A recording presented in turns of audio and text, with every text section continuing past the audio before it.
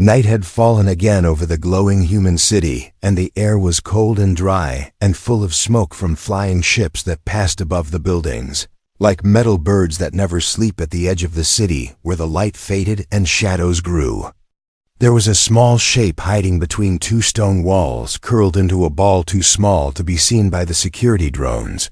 She had no name, or at least, she did not remember one, and she had no home and no place to go, so each night she picked a new door and slept there, hoping for warmth or maybe kindness. She looked almost human, but not fully, so her eyes were bigger and dark, purple like glass, and her hair was silver white, and her skin was pale like the moon after rain. She wore torn clothes too, big for her, and no shoes, and she held a small metal cube tied to her waist with wire, and she never let it go. Even when she slept, the humans passed by without seeing her, and the guards did not notice, or maybe they did and chose to look away, because in this city, people looked after themselves only on this night.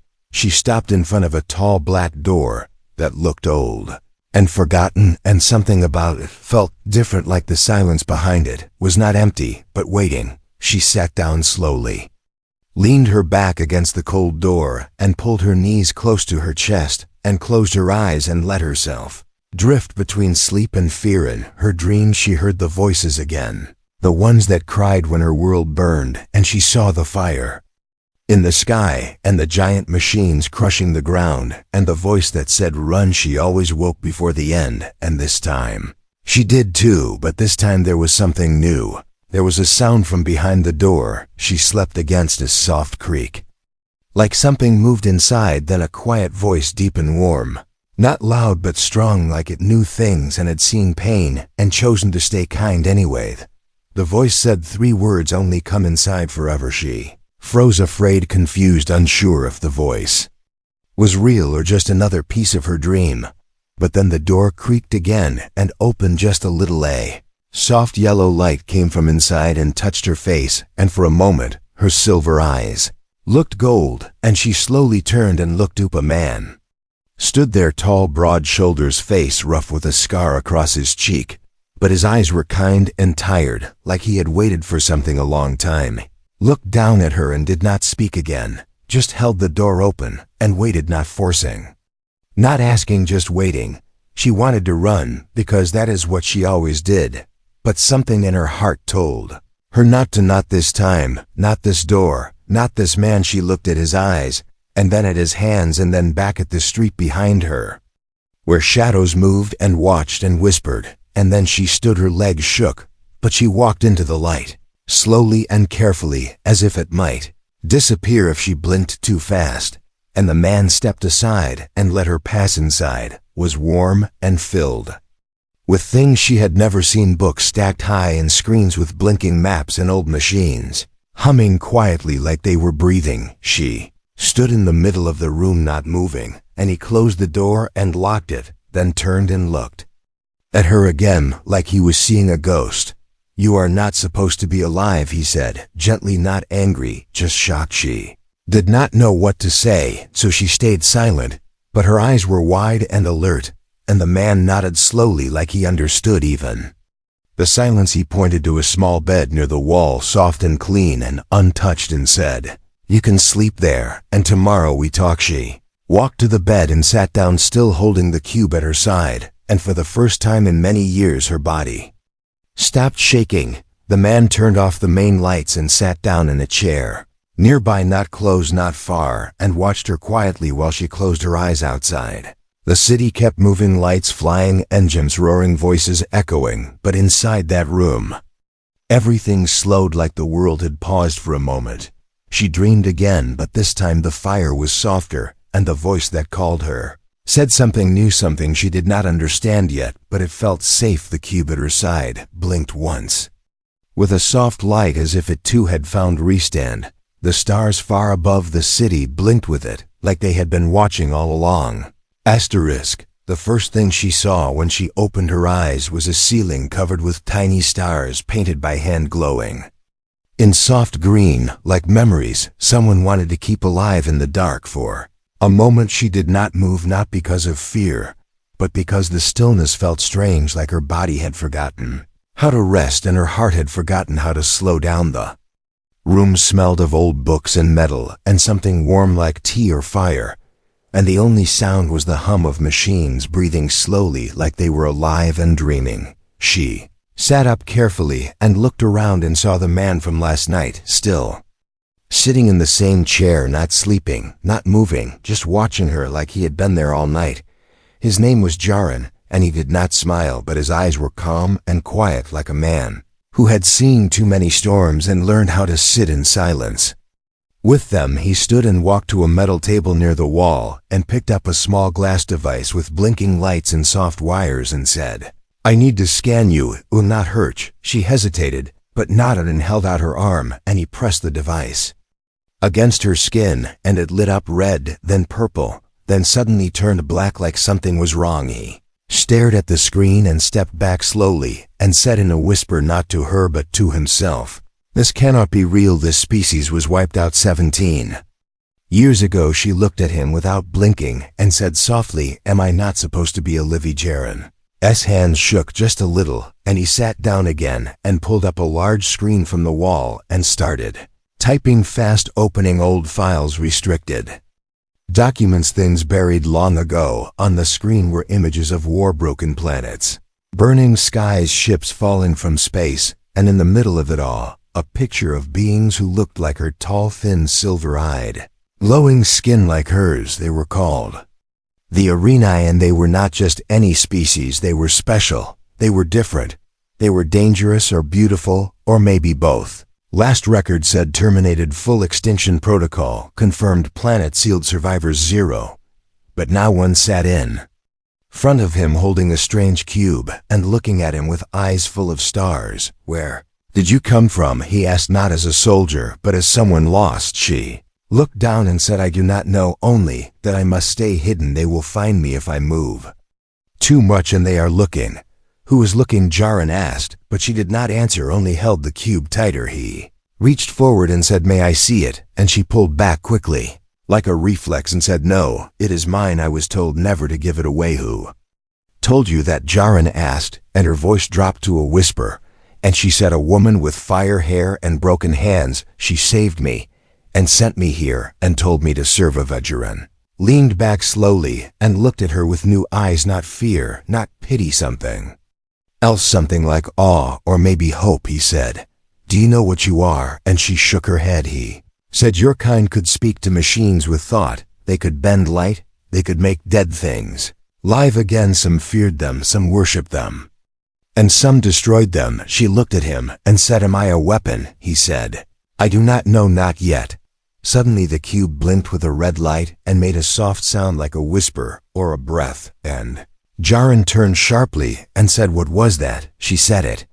"Does that sometimes when they are near?" Jaron froze and walked to the window, pulled down the old blinds, and said, "We need to leave this place now." She stood quickly and asked, "Are they coming?" He said, "I do not know, but I will not wait to find out." He grabbed a backpack and filled it with tools and discs and an old pistol and handed her a coat and said, "Wear this, keep the cube hidden, stay close, do not speak." She nodded and followed him out the back door into the alley where the city was still half asleep, and the sky above was starting to turn gray. As they walked, she looked up at the stars fading in the sky and whispered, "They are not gone. You know, they are hiding just like me, waiting to come back." Jaron did not answer, but his hand rested gently on her shoulder, and his steps were firm, like he had made up his mind to protect her, even if he did not understand why. Behind them, far away, on a rooftop, a small red drone blinked once and sent a signal across space.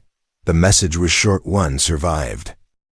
She did not bleed like humans, did not red, not thick. Her blood shimmered like silver light running through glass, thin and glowing and full of something ancient, something that pulsed like a song too old to be remembered, but too strong to ever be forgotten. Jaron saw it when she scraped her hand climbing over a broken fence, and the cut healed almost before he could blink, and the blood vanished like it had never been there, like the wound was afraid to stay open. They had been moving through the lower levels of the city where the sky was never visible, and the walls sweated steam and forgotten secrets, and only those who had lost everything came to hide. She walked beside him in silence, her coat too big, her steps too light, her eyes scanning everything but never stopping too long, as if she knew what not to look at. Took her to a place not even the maps remembered, a hollow station beneath a fake noodle shop run by an AI that pretended to cook but never served anything real. Inside was a room cold and full of dust, filled with machines older than both of them, machines that hummed low like they were tired but still. Leo Jaren said sit here, and she did, and he connected the cube she carried to the scanner, and the lights flickered, then turned gold. The machine blinked and said voice print required, and she looked up surprised and said a single word, home. Machine unlocked everything, files poured across the screen, documents in forgotten languages, star charts with paths no ship had taken, coordinates pointing to systems that did not exist anymore, or were renamed by the victors of Warthen. Came the scan of her blood, and Jaren leaned forward and stopped breathing as he watched the results unfold in silence. Inside her cells were codes layered and hidden beneath normal biology, strings of light woven like threads in fabric, some kind of message or memory or key, not just one thing, but many. Machine said biological imprint matches extinct class Arenae subtype Ekasul. Status dormant, potential high, caution. Advisegerin stepped back and looked at her like he was seeing her for the first time. Not as a child, not as a survivor, but as something else, something born to change the rules of the galaxy. He asked, do you know what you carry? She shook her head and whispered, only that I must protect it, no matter what. Jaren walked to the far wall and opened a secret panel, revealing a small case with old medals and a single picture of a young girl with dark eyes and a soldier in uniform smiling through broken teeth. He said, I once believed in war. I thought destroying was the only way to win. Now I think maybe saving is harder, but more important. He pulled out a chip and inserted it into the machine and said, we need to go further. There may be more inside you, more than just blood, more than just memory. Machine began to hum louder, and a soft sound filled the room. Not a voice, not a word, just a tone, like something was waking slowly and carefully, not wanting to be seen too fast. She closed her eyes and reached toward the cube, and it opened for the first time, and inside was not a weapon, not a map, but a single glowing seed floating above a crystal platform. Machine said, seed protocol active, planetary restoration, possible energy source verified, link established. Stared and whispered, this is why they fear you, not because of what you can destroy, but because of what you can bring back. She looked at the seed, and it pulsed gently with the rhythm of her heartbeat, like it knew her and had waited for this moment. Then the room shook a little and the lights dimmed, and Jaren turned sharply, his face tight and his voice cold. They found us faster than I thought. She stood and held the cube close.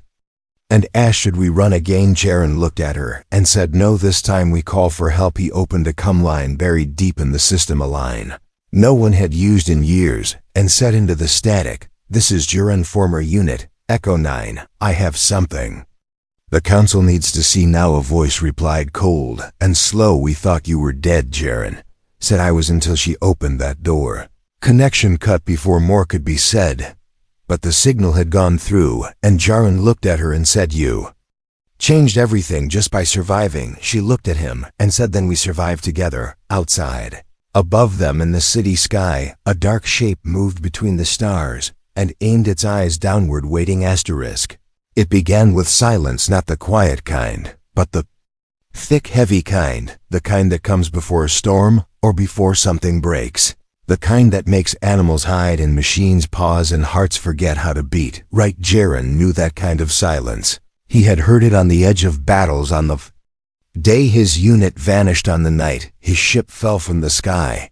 And now he heard it again as he stood beside the girl who was not supposed to exist. We're deep below the city, now in a train tunnel that had not seen a train in 20 years. Walls were cracked, the rails rusted, the only light came from old service lamps that flickered like they were afraid of the dark. The cube in the girl's arms pulsed gently once every 10 seconds, like it was breathing, like it was counting something. Down like it knew the shadows were coming. Jiren said nothing as he led her forward, his eyes scanning the dark, his hands steady near the weapon he swore never to use again, not after what it did, not after who it took. She followed close, but not too close. Her steps soft, her head low, her senses stretched like invisible wires, touching every wall, every pipe, every breath of air. It happened, a sound that did not belong, a click too sharp, too fast, too clean, not made by rats or rust or broken stone. A hunter's sound. Jiren grabbed her wrist and pulled her behind an old generator, his voice low and hard. We are not alone. Three shapes dropped from the ceiling like spiders, moving with no sound, their eyes red, their limbs too long, their armor black like the vacuum between stars. They did not speak, they never did. Bounty drones never asked questions, never made noise, they just hunted and retrieved and killed if needed. Jiren knew their type, fast, silent, deadly, too smart for old tricks, too cold for fear. He pressed a button on his wrist, and a signal bounced through the tunnel, a false heat signature sent into the far end, hoping to buy them seconds, maybe less. The girl looked at him, her voice barely a breath. What are they? He said. Shadows. Made of metal and lies. They do not dream. They do not sleep. They only find. She said. Then we run, and they did, through the broken rails, past old signs and cracked lights, through steam clouds and spider webs and memory. She ran faster than she thought she could, and he followed her steps perfectly, like he had trained for this moment his whole life. Behind them the shadows moved like liquid, their claws scraping sparks from the rails, their eyes locked on the pulse of the cube, her blood, her light. Jiren turned and fired once, a blue bolt that hit one square in the chest, and it staggered but did not fall. Its armor sparked but held, and it kept coming. Cursed under his breath, and threw a flare into the side tunnel. It exploded in bright white, and for a moment the shadows paused, not from pain but calculation. They always calculated up. Ahead was a broken door, steel bent inward like something once escaped through it. Jiren shoved it open and pushed her through, and followed just as a claw sliced the air where his neck had been. They tumbled into an old metro station, abandoned since the blackout year. Graffiti covered the walls, names and dates and warnings from the past that no one remembered. Now the girl turned and said, we cannot keep running. Jiren looked at her face, saw the calm behind her fear, and said, then we make them run. He reached into his coat and pulled out a small black box, older than her, maybe older than the city itself, and pressed it to the ground. The floor shook as a barrier formed around them, light blue and flickering, weak but real, just enough. Shadows reached the edge and stopped, testing the field with one claw, then backing away. Not broken, just thinking, just waiting. Jiren sat down against a pillar, breathing hard, and said, they are not done, not yet. But we bought minutes, maybe more. She sat beside him, the cube glowing between them, and said softly, they are afraid. Jiren looked at her and asked of what. She touched the cube gently and said, of this, not because it is a weapon, but because it remembers things they want to erase. Jiren stared at her and said, maybe you are not the last. Maybe others like you are waking up across the stars. Maybe that is why they hunt so hard now. She looked up at the ceiling where dust fell from every vibration and said, maybe the stars are waking too outside the barrier. The shadows watched, unmoving, unblinking, waiting for the moment when light failed inside the barrier. A girl closed her eyes and began to hum a tune, not human, not alien, something else, something forgotten, and the cube responded with light that grew brighter with each note. Jiren did not know the song, but he listened because something in it felt like hope. The sky above the city was not blue and not black. It was something in between, like it could not decide if it wanted to wake or sleep, like it had seen too much and no longer trusted the sun. She stood at the edge of a rooftop alone, wrapped in a coat too big for her, the cube in her hands glowing like a heartbeat, slow and steady, as if counting down to something not yet known. Jiren watched her from the shadow near the door, his hand on the wall, his mind racing, not with fear but with questions. So many questions, none with easy answers. She had not spoken since the escape, not since the flare, not since the barrier, not since the moment she touched the cube, and it opened like a flower in firelight, and showed them something that was not meant To be seen a memory, not hers, and yet inside her a voice that was not her voice, and yet came from her throat a place far, older than her eyes, than her hands, than this world. It had said a name and a number, and a place that did not exist on any map echo. Garden Nina Jaren had searched the old networks, the lost archives, the black files behind council walls, and found one line only echo. Garden 9, sealed during collapse, no survivors, but she had spoken it in her sleep, and the cube had flashed. White, and now here they were waiting, not knowing why, not knowing what came next. She turned and said, "It is not a name, it is a place.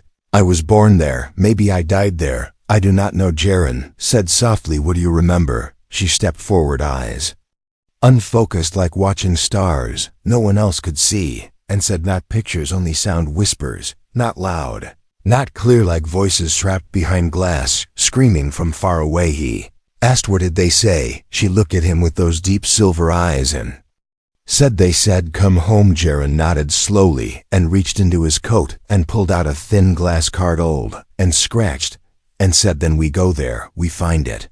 If it is real, if it is still there." She held the cube tighter and asked, "What if I do not like what I find?" He said, "Then we leave it behind and keep going." They took a shuttle from the lower docks, old and rusty with a broken nav system. Jaren flew manual through clouds that sparked and growled like tired beasts. They passed out of the city, into the wild belt, a stretch of land no one owned, no one guarded, where the ground was broken and the air tasted like metal and ash. There at the edge of a ruined cliff, where the wind screamed louder than the engines, she saw it, a ring of towers, half fallen, half buried, all dead, and yet somehow waiting. Echo. Garden 9. Shuttle landed with a groan, and they stepped out, boots sinking into dirt that had not known footsteps in decades. Towers were covered in vines and thyme, but inside the walls the air felt strange, like it had been held too long, like something had held its breath and now exhaled at last. Cube in her hand grew warm and began to hum, and with each step she took it sang louder, not a song with words, but a song with weight, like something remembering itself. They reached a central chamber, wide and round, with mirrors on the ceiling, cracked and dusty, and in the center a chair, small and curved, with silver lines and soft lights and dried blood. She walked to it slowly, her fingers brushing the back of the seat, her eyes wide and still, and said, "I have been here before, I know this place." Jaren looked around the chamber walls, filled with old screens and broken data trees, and then one blinked, once green, then yellow, then gold. A soft voice filled the air, not machine, not human, something in between, and said, "Welcome back, Echo Child." She froze, her breath caught in her chest, and said, "Who are you?" Voice replied, "I am the memory of the garden, the echo of those who made you." The last voice left before silence. She whispered, "Why me?" The voice said, "Because you lived, because you carry what was lost, because inside your blood is a map, a cure, a warning." Jaren stepped closer and said, "What do they want with her?"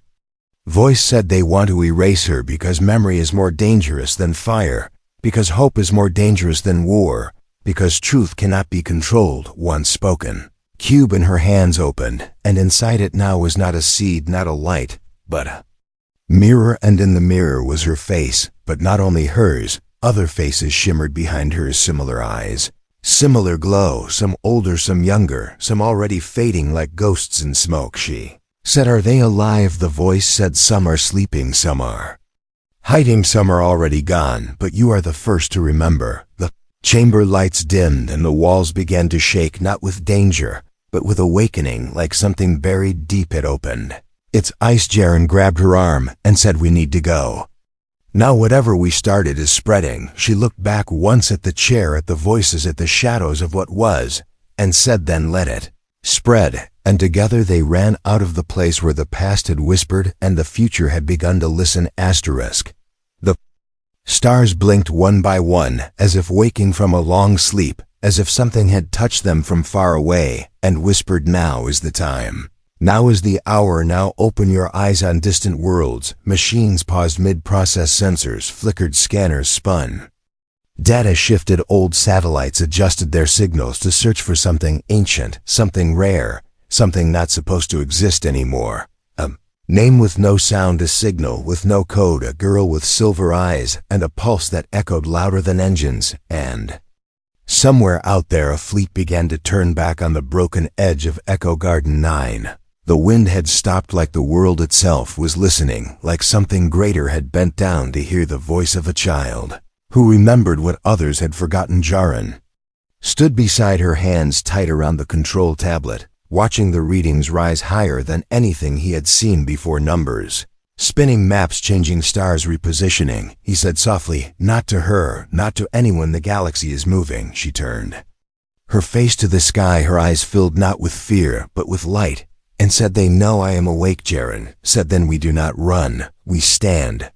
But the ground below them shook and a shadow stretched across the hills as something massive moved through the clouds above. Not a ship, not a drone, not a weapon, but something older, something royal, something that hummed with the sound of history. It was black and silver, shaped like a wing and a blade in a tomb, at once covered in marks no one had written in hundreds of years. She stared at it and said, "I have seen that ship before, but in dreams." Jaren looked through his scope and his jaw tensed, because what hovered above them was not just a ship, it was a symbol, a message. It had the mark of the Aranayan. Then it spoke, not in words, not through speakers, but through every device in the region. All at once, screens cracked, static roared, comes broke open with a single message: "Return the child." Jaren pulled her back behind a half-broken wall and shouted into his come for support. But the sky answered first, with thunder that came from engines and silence that followed like breath. Held too long, she stood up slowly, even as he tried to stop her, and said, "They will not harm me." "They cannot." He said. "They can and they will." She said, "No, they fear what I remember and what I carry and what I might become, and fear makes them wait." Cube in her hand lifted on its own, floated in the air, spun once, twice, and then opened wide and released a light so bright that even the sun blinked. Inside the light were coordinates flashing through space, names of planets, long-lost stars that had gone dark, now pulsing again, systems that had been erased, now calling back, and with it came a signal sent out through every old satellite, every drifting station, every listening post once thought abandoned. Single phrase repeated in a voice that was not human, not alien, but something both. "The Echo children live all across the galaxy." People stopped and looked up, not knowing why, not knowing what had changed, only that something had shifted, like a gravity no longer in balance, like history was no longer settled on Mars. An old rebel stood and whispered, "I knew they would return on a mining moon." A young girl with strange eyes felt her hands glow and did not know on a hidden station. A scientist gasped and opened a locked vault with trembling fingers. The stars were no longer still, back on the ground. Jaren stared at her, like seeing the sunrise where once there had only been shadow, and said, "What happens now?" She said, "Now they will come." He said, "Who?" She said, "Everyone." And above them the great ship began to descend, its shape no longer sharp, no longer silent, but singing a sound deep and ancient, a sound not of war, but of memory. And when it landed, a figure stepped out, tall and glowing, armored and calm, his face strange but familiar, like a version of her born under different skies. Said her name, but she had not told him, and she said, "Your voice is like mine." He said, "I found you at last." Sister Jaren raised his weapon by reflex, but she touched his arm and said, "No, not yet. Let him speak." The man said, "They lied to you. They lied to all of us. They buried us to keep their power, to keep the silence, but you broke it, and now it will echo forever." She asked, "Why now? Why come now?" He said, "Because the stars began to move and I felt your light." She looked at Jaren, then back at the man, and said, "Then speak the truth, and we decide what comes next." Above them, more ships began to arrive one by one, blinking into orbit, some hostile, some curious, some lost, but all drawn by one signal, one voice, one girl. And far above the planet, the stars whispered again, not in fear, not in anger, but in wonder. The stars did not fall, but they bent light, like they were making room for something else, something new, something long promised, but never delivered. The world was quiet again, but not from fear, not from silence this time. It was the stillness that Comes before a door opens, the breath held just before a heartbeat changes, the calm before memory becomes history. She stood between two worlds, the past behind her shaped by fire, and forgetting the future ahead, waiting for her voice to shape it. Waiting for her choice, Jiren stood beside her, no longer hiding, no longer doubting eyes. Steady hands, strong voice, soft like it had learned how to hope again. In front of them, the man who called her sister stood with open hands, armor, cracked eyes.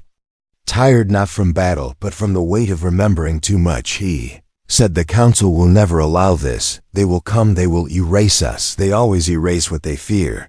She said then, "We do not ask." He said, "What you carry can heal or destroy." She said then, "We let the people decide." Jiren stepped forward and asked, "What happens if we give the galaxy the truth?" Man said then, "The galaxy becomes something it has not been in a long time, free. Above them the sky was no longer empty, it was full of ships, some old, some broken, some beautiful and strange people from distant systems, all drawn by one thing. Not a signal, not a weapon, not a command, a whisper that somewhere out there someone survived." She walked to the center of the ruined tower and placed the cube on a pedestal that had not been touched in decades. Vines curled back, machines hummed, awake screens lit up with forgotten symbols, and the ground beneath her began to glow one by one. The systems unlocked, not with codes, not with force, but with her presence, with her blood, with her memory. Images filled the sky around them, tall and bright, stories from before the war, before the burning, before the lies. Arena teaching humans how to speak with light, building cities with sound, planting stars like seeds, and then the betrayal, the fear, the orders, the silence.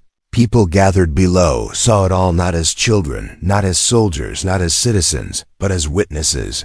The voice of the system spoke one last time. Echo seed activated, restoration sequence ready. One voice required to shape the path. She looked at Jiren, and he nodded once and said, "I trust you." She looked at her brother, and he stepped back and bowed his head, not in surrender, not in defeat, but in respect. She closed her eyes and spoke, not in words of power, not in commands, not in names, but in memory. She spoke of loss, of the night she curled up on doorsteps, hoping for a voice, a hand, a light. She spoke of waking in fear, of running through tunnels, of being hunted for existing. She spoke of a man who opened the door and said, "Come inside forever." She spoke of warmth, of protection, of being seen not as a threat, but as something worth saving. And then she said, "I do not want revenge. I want return. I want a galaxy where children do not sleep in the cold, where voices are not erased, where memory is not a crime." And the light rose higher and brighter and spread across the sky like a second sun, and systems long shut began to pulse with life again. Planets marked as dead blinked on the map. Voices lost to the dark answered back in the crowd below. Someone whispered, "She is rewriting the stars." Somewhere across the galaxy, someone opened their eyes for the first time in years and remembered their name later.